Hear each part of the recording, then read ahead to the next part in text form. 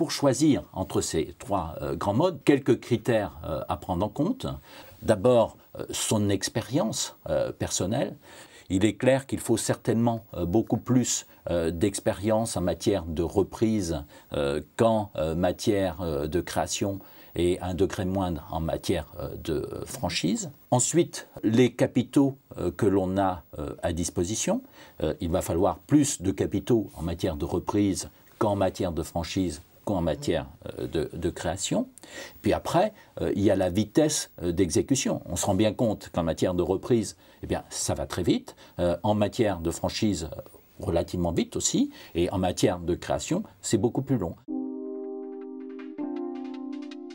Méthodologie de création d'entreprise, pour moi, il y a 6 étapes qui sont obligatoires. Premièrement, évaluer votre marché.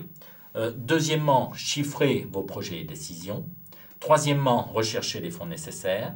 Quatrièmement, bâtir votre outil de travail. Cinquièmement, choisir votre statut juridique, fiscal et social. Et enfin, l'aboutissement, démarrer votre activité. Premier point d'étude, ce sont les clients.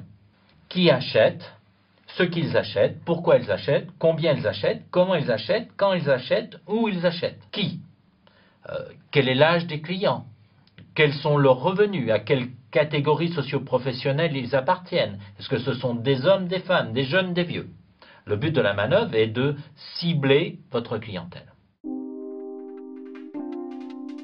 Le business plan, il va présenter le projet au travers d'un certain nombre de choses, notamment le porteur de projet, donc le créateur ou le repreneur, l'équipe qui va l'accompagner là-dedans, les appuis qu'il peut avoir, notamment les appuis familiaux et d'autres appuis un peu plus particuliers en matière de franchise, les moyens qu'il compte mettre en œuvre pour pouvoir mettre son projet à exécution, des investissements nécessaires donc pour la mise en place de son projet. Et après, on va traduire en chiffres donc la politique commerciale telle qu'il aura décidé, donc sa stratégie, on va traduire en chiffres essentiellement de deux façons, sur l'exploitation prévisionnelle qui aura été projetée et sur la trésorerie.